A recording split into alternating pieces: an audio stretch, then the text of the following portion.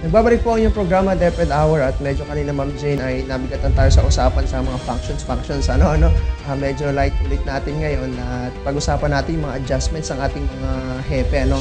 At kanina medyo nalingis tayo ng usapan kay Ma'am Sanchez.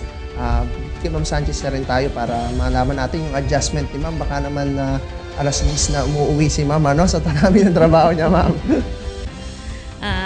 Adjustment, medyo talagang meron. Hindi, kasi iba na yung ating setup ngayon eh. Ibang-iba siya kaysa dun sa dati. Pero with the help naman ng ating mga kasamahan, yung mga EPS man natin at saka yung ating mga PSDS na talagang mga supportive din naman sa ating mga trabaho, madali yung adjustment. Pero sabi mo nga, kung umuwi ng ganong oras, talagang ganun yata eh. Kasi minsan inaabot pag nagmi-meeting hanggang 1 o'clock eh. Hindi pa nagla-lunch. Tuloy-tuloy yon. After that, tuloy na naman uli. Inaabot talaga ng past 6. Kung hindi naman lagi, kung meron lang kailangan trabahong tapusin. Pero hindi naman lagi ganun. Kasi hindi naman pwedeng iwanan mo yung trabaho sa table mo na alam mo naman na kailangan na siya. Hindi naman naiiwasan palagi yung mga rush report. ASAP.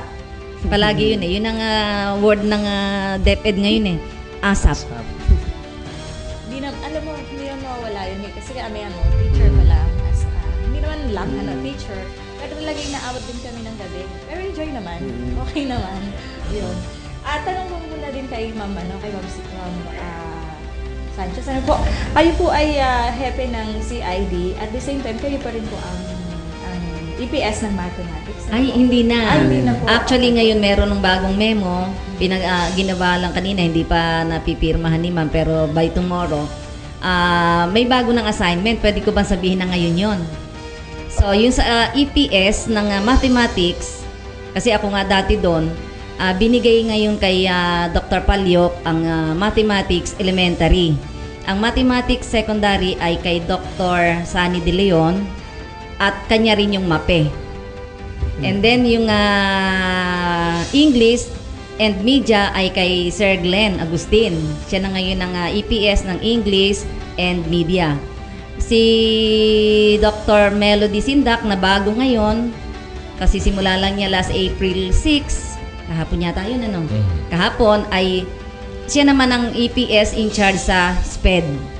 Si Dr. Domingo, ang sa kanya ay private schools and edukasyon sa pagpapakatao. Si Dr.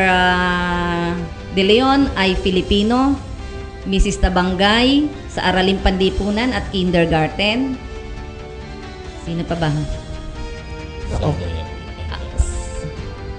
Wala na, no? Wala pa po sa ngayon. Kay Dr. kay Sir Nestor naman ay yung school sports kasi EPS talaga siya. And meron pala si Ever. Yes, Ever Samson, kanya yung LRMDS. Siya yung EPS in charge sa LRMDS. So, direct na tayo kay Sir, adjustment naman ni Sir. Sir. Okay. Sa amin sa tatlong division offices, ang may pinakamalaking adjustment siguro ay yung SGO. Dahilan sa as EPS, dati nakapokus ka nga sa curriculum implementation at pupunta ka sa ibang linya ng trabaho, which is the operation of schools. Ang SGOD ay nakadepot sa amin ng mga special program. Hindi naman ganun kahirap ang naging adjustment dahil matatandaan natin, kumbaga parang samot-sari ang hawak natin noong mga nakakaraan. Nasa akin ang gulayan sa paaralan, nasa akin ang aralin panlipunan, ang RAT, ang NAT na examination nasa akin, tapos sasabayan mo ng drum and lyre, ganon. Partnership nasa akin din. Ngayon, nung ako'y napunta sa SGOD, parang ito ay nabuo lang na maliliit na opisina kung saan ang mga partnership na sinasabi ko kanina ay napunta sa social mobilization. Ang social mobilization natin ay meron tayong senior program specialist na ang may hawak nito ay si Ma'am Evelyn de Guzman. Kasama niya ay si Mr.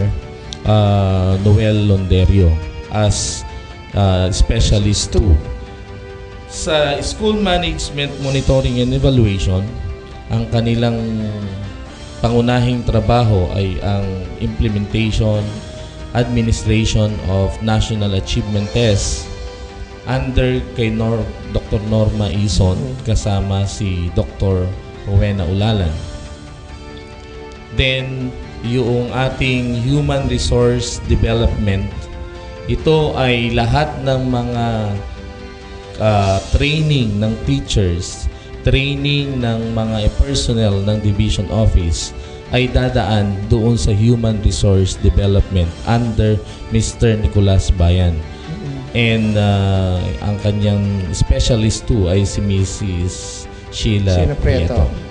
Then, yung ating research and planning and research under Mr. Arvin Flores and Melwin Santos as planning officer. Si Sir Arvin ay nakakonsentrate siya sa research and innovations. And then yung ating kagaya rin nung nakaraan, yung school canteen ay nasa akin din. So dito rin sa SGOD, nandito rin yung ating health and nutrition.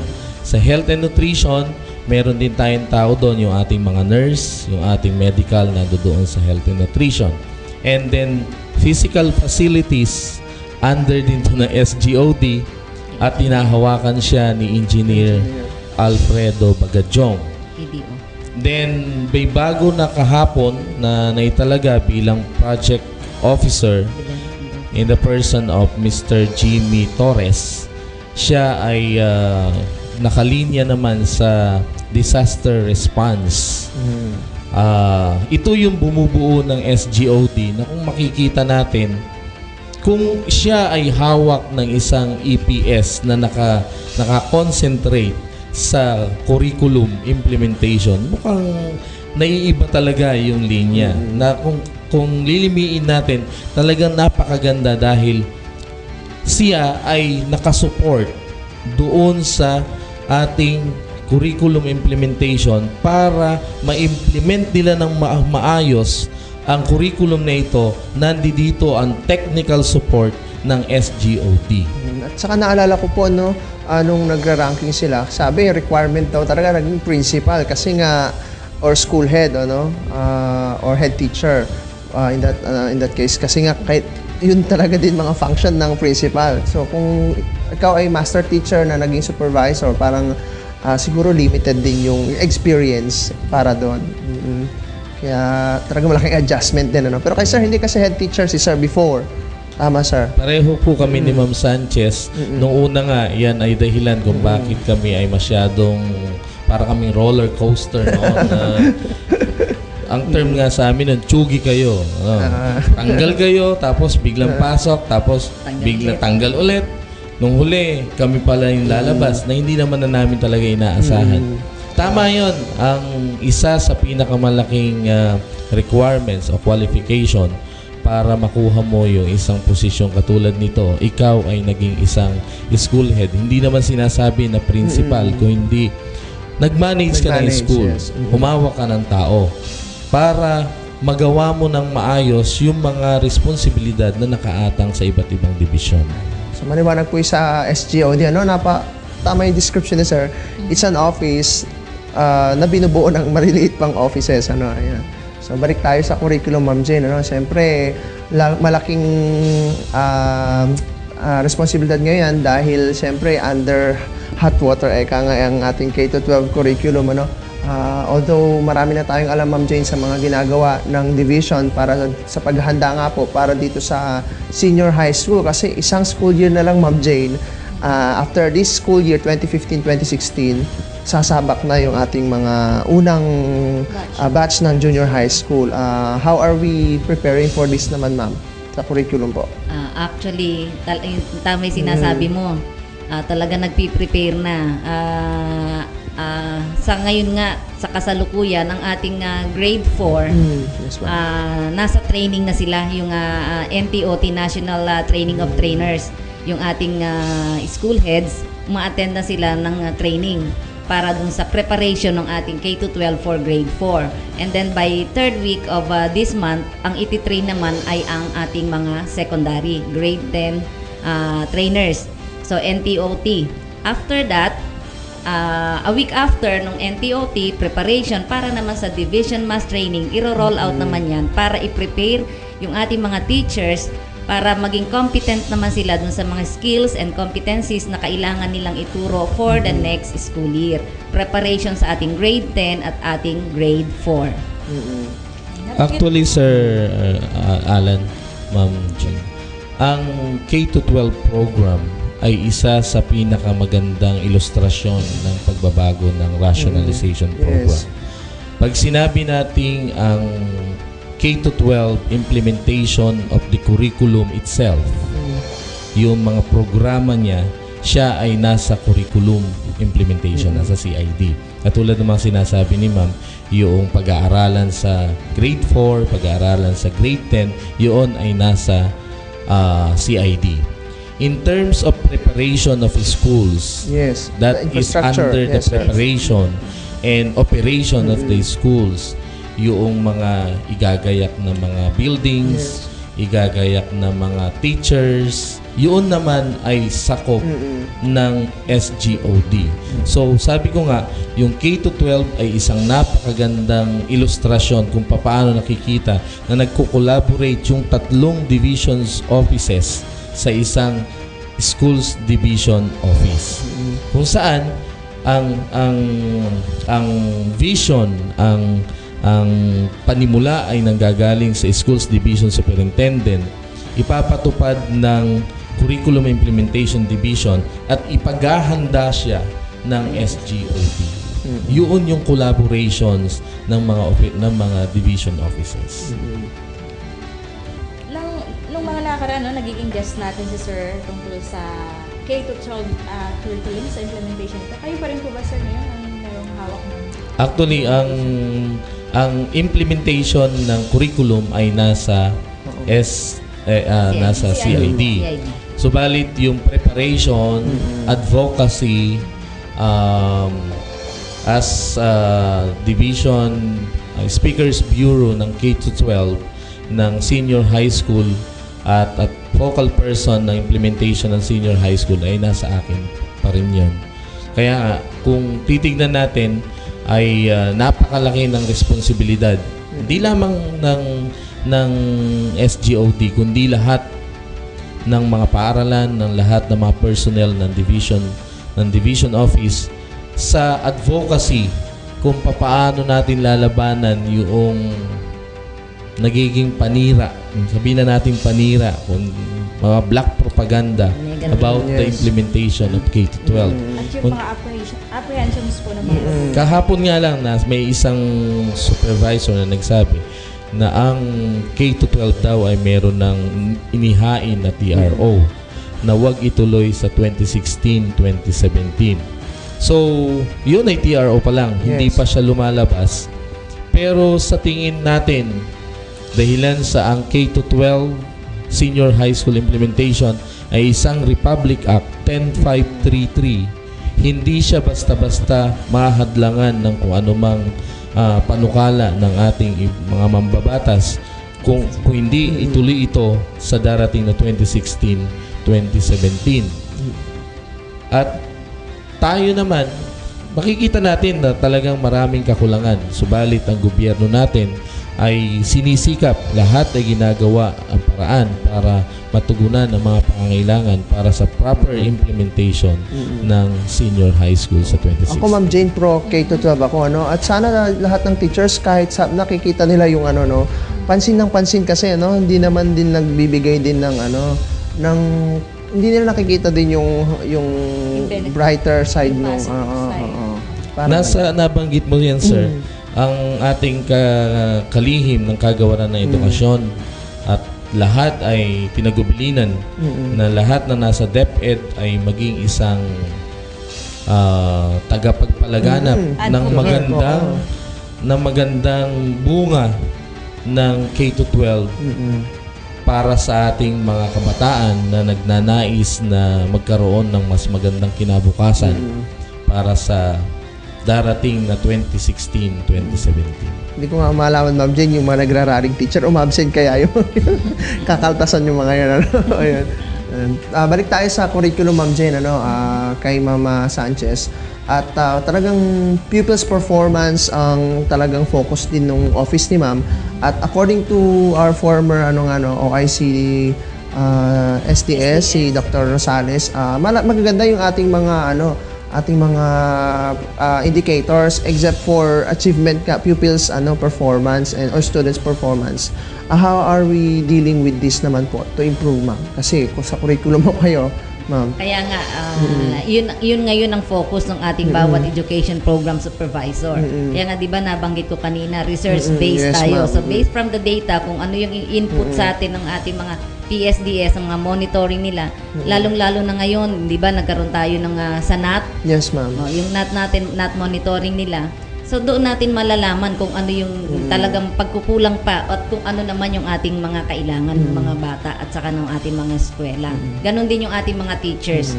Kasi we cannot give what we do not have. Yes. Yan ang palaging Paano kung yung teachers natin na hindi naman equipped doon sa mga skills na dapat naman na ma-develop ng bata, so hindi tayo makakakuha ng magandang product. So, kailangan i-train natin yung ating mga kaguruan. So, hindi lang yung ating bata, pati ang pinaka-special doon ay yung ating mga kaguruan. So, doon ang focus natin ngayon. Kaya itong summer, more on trainings para i-capacitate natin yung ating mga guro. And data show, Ma'am, na private schools are performing far below the public schools. Meron po ba tayong plano to uplift their performance din? Actually, ito yung isang nagiging problema. Hindi lang naman dito sa atin yun, nationwide. Nationwide, yes, ma'am. Nationwide yan, yung ating result ng NAT. Actually, ang nakakahatak talaga sa atin, kaya tayo mababa, ay yung sa public school, sa private schools. It's not because mahina ang private schools natin. Mahuhusay ang ating mga private schools. Sa English nga, lagi silang nasa top performing sila sa English. Kaya lang, pagdating sa ibang learning area, hindi sila nakafocus because there are some private schools na hindi K-12 compliant. Anong ibig sabihin nun? Ibig sabihin, may mga competencies tayo na sinusunod, hindi ba? Yes, So, ma'am. yun yung ating ibinibigay sa NAT based on the competencies and saka skills na dapat na ma-develop ng mga bata. Sa private schools, hindi ganun yung kanilang sinusunod because meron silang mga books na hindi naka-adapt dun sa ating K-12 competencies. So, malamang yun ang isang dahilan. So, would that mean, Ma'am, na bibigyan natin ng kamay na bakal ang mga private school to follow these competencies? Yes, actually, it's the role now ng ating mga PSDS. Kaya meron tayong monitoring. Talagang rigid na yung monitoring natin. Nakatutok na sila. Iniisa-isa na nila hinahanap ngayon dahil last ng natin ay checking of forms. So sa forms, talagang nasisimulan na natin yung ating modified school forms. Pati sila pinapa-implement na natin. Ganon din yung check sa kanila ng mga competencies. Kung compliant ba sila, sinusunod ba nila quarterly, yung talagang kung ano yung skills na dapat ma-develop for that quarter in all learning areas. Pwede naman silang mag-adapt ng iba nilang libro, kaya lang kailangan sundin lang nila yung competencies natin. So yun ang pinakatrabaho ngayon ng ating mga PSDS. Hindi lang nakafocus sa public schools, pati sa private schools. Yun ang mahalaga ngayon. Kasi partner natin sila. Kung wala naman yung private school, wala tayong magiging katulong sa ating pagpapalagahan ng edukasyon.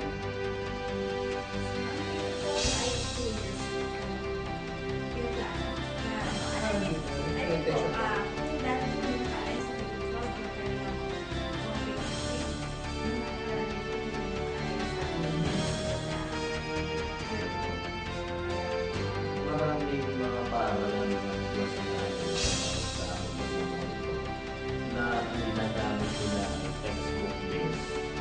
Kung ano yung binigyan nila ng libro, hindi mo compliant ng K-12, yun yung ginagamit sa taon ng kayo. Pero ngayon, nasa SGOD po ang kapangyarihan para isang private school ay makakuha ng government permit. Isa sa nire-required ko doon sa government permit at government ng curriculum na ginagamit. So, maganda po ito dahil lang sa kung hindi sila compliant sa K-12 at kumuha sila ng permit, maaari natin sabihin na bago namin i-process yan, bago tayo mamili ng permit sa regional office, kailangan muna ibigay mo sa amin yung curriculum na ginagamit at ito ay isa K-12. Nandito na rin tayo kay Sir, dahil school governance, Sir, medyo wala na tayo, napakatalas ang pag-usapan natin. Gusto ko tanong kay Sir, parang siguro maging taunong tanong na kay Sir, dahil school governance tayo. So, marami tayong mga traditions or gawin ba sa school governance na minsan pabuksan ba, sa iba.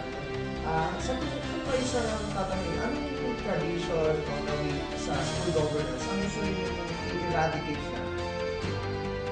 Sa atin, sa DepEd, Not necessarily DepEd, o siguro sa culture ng kabanatuan.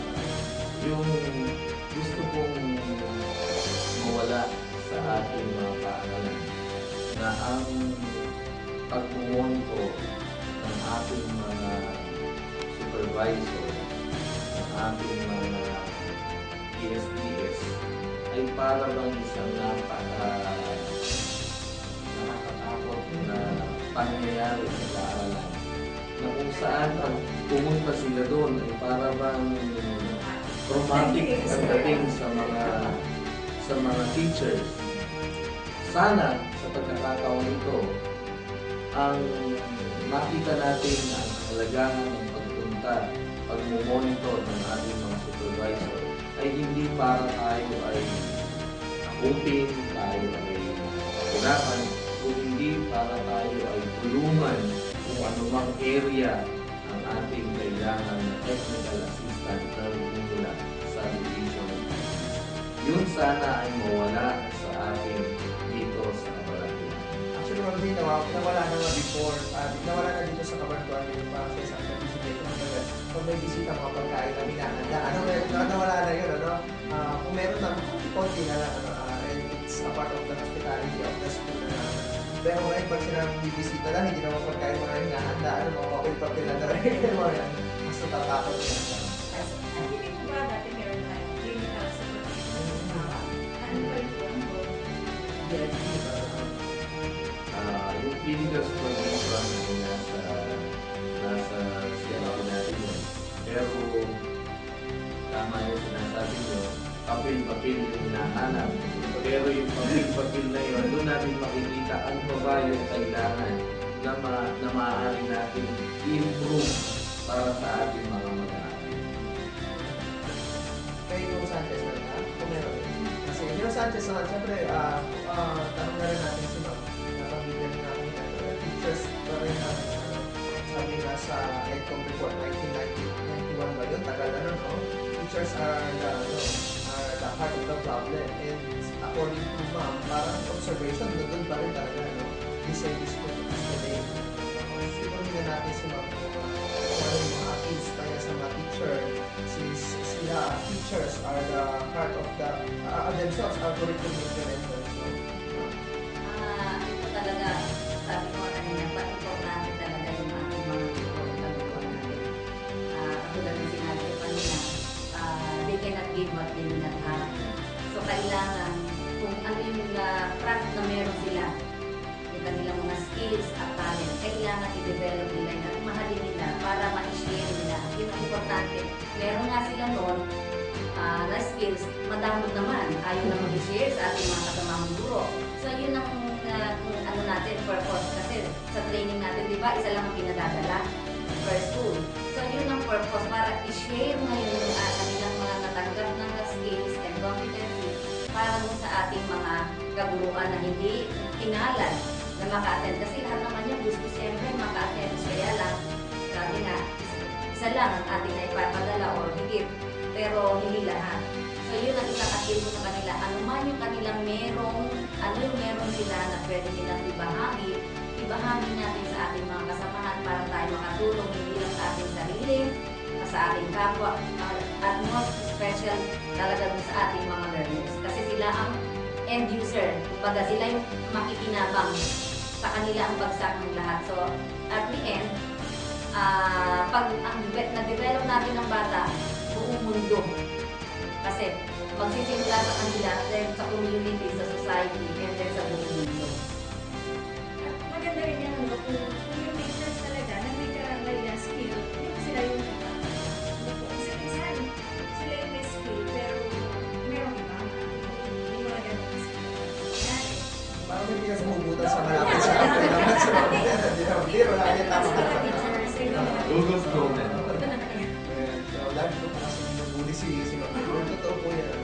At sinabi nga, kung sino yung fit. So, po nga ating naging usapan, sa ating pong dalawang hepe po ng Implementation Division and School Governance and Operations. Ito po natin ngayon ang isang mission ng balitaan, turuan at talakayan dito po ito sa ating programa. Kung po nyo nakasama, Alan David Palmer. Sa alam ko ng ating schools division superintendent, Dr. Rodas Watt, ay pinagkakasalamat sa ating mga sa edisyon ng Planetary Power. Kung lingkod, Jane Robin. Abangan po ninyo ang susunod na programa at mga meron sa Magandang gabi.